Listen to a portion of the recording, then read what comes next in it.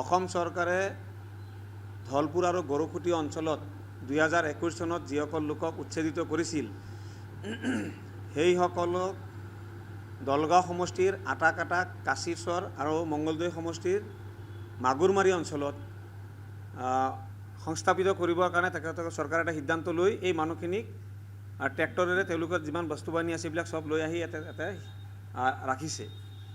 আমাক বিভিন্নজনে অভিযোগ কৰি আছিলে যে এই মানুহখিনিক সাংঘাতিক এটা বেয়া অৱস্থাত ৰাখিছে, মানে কোনো ধৰণৰ বিশুদ্ধ খোৱা পানীৰ কোনো ব্যৱস্থা নাই, তেওঁলোকক মানে ন্যূনতম কোনো ধৰণৰ খাদ্য সামগ্ৰীৰ যোগান ধৰা হোৱা নাই চৰকাৰৰ ফালৰ পৰা। শৌচ প্ৰস্ৰাৱ কৰিবৰ কাৰণে এই মানুহখিনিৰ কোনো ধৰণৰ ব্যৱস্থা নাই। এইবিলাক অভিযোগ যেতিয়া আমি পালোঁ, আমি তেতিয়া এটা সজাতি দলে এই গোটেই ঠাইখিনি আমি পৰিভ্ৰমণ কৰি আমি পৰ্যবেক্ষণ কৰি আহিলোঁ। এটা কথা স্পষ্ট যে কোনো এজন বিবেকমান মানুহ যদি আটাকাটা, কাছিচৰত যিখিনি শিবিৰ পাতিছে, যিবিলাক শিবিৰত ধলপুৰ আৰু গৰুখুটিৰ পৰা উচ্ছেদিত লোকক ৰাখিছে, এই মানুহবিলাকক থাকিবলৈ বাধ্য কৰাইছে, জোৰ জবৰদস্তি তেওঁলোকক তাতে থাকিবলৈ দিয়া হৈ আছে। কোনো বিবেকমান মানুহে তাতে গৈ বাকৰুদ্ধ নোহোৱাকৈ ঘূৰি আহিব নোৱাৰে। এনেকুৱা এটা দুৰৱস্থা, এনেকুৱা এটা সাংঘাতিক পৰিৱেশত ৰাখিছে। আপুনি গ'লে আপোনাৰ চকুতে পানী ওলাবই, আপুনি যদি যায় তাতে আপোনাৰ মানে অন্তৰৰ পৰা কান্দোন আহিবই।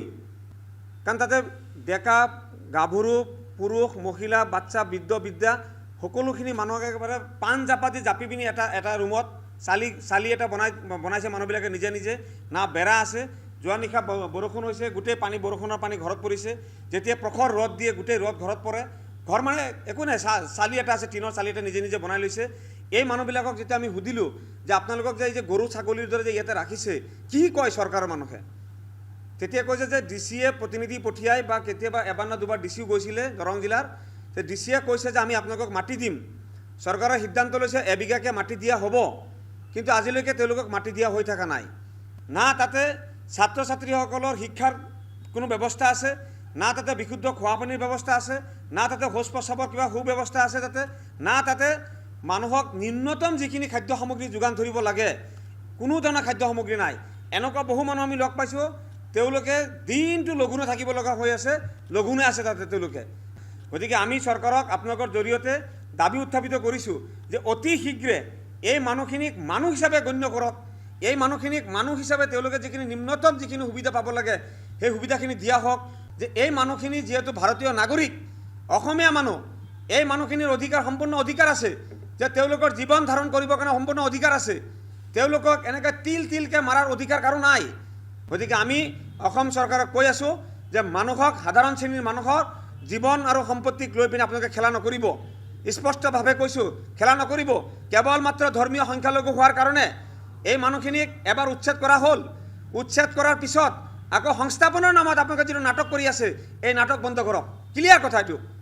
সেয়া হৈছে টাংনি নদী, টাংনি নদীৰ গৰাখহনীয়া, সাংঘাতিকভাৱে গৰাখহনীয়া সৃষ্টি হৈছে। বহু লোকৰ ইতিমধ্যে ঘৰ বাৰী যা গৈছে টাংনি নদীত। আৰু ইতিমধ্যে যিখিনি মাটি অধিগ্ৰহণ কৰিম বুলি চৰকাৰে তাতে কুচকাৱাজ কৰি আছে, জোখ মাপ কৰি আছে। এই গৰাখহনীয়াত যাব বিচৰা বহু মানুহৰ মাটি মানে জোখ মাপ পৰি আছে। তেওঁলোকে আপত্তি কৰি আছে যে আমাৰ ঘৰ যিহেতু যাবই, আমাৰ ঘৰ যিহেতু নদীয়ে লৈ গৈ আছে, চৰকাৰে যিহেতু কাৰ্যকৰী ব্যৱস্থা গ্ৰহণ কৰাই নাই গৰাখহনীয়া প্ৰতিৰোধ কৰিবৰ কাৰণে, গতিকে আমাৰ ঘৰ হয়তো 6 মাহ থাকিব আৰু 6 মাহ পিছত গুচি যাব।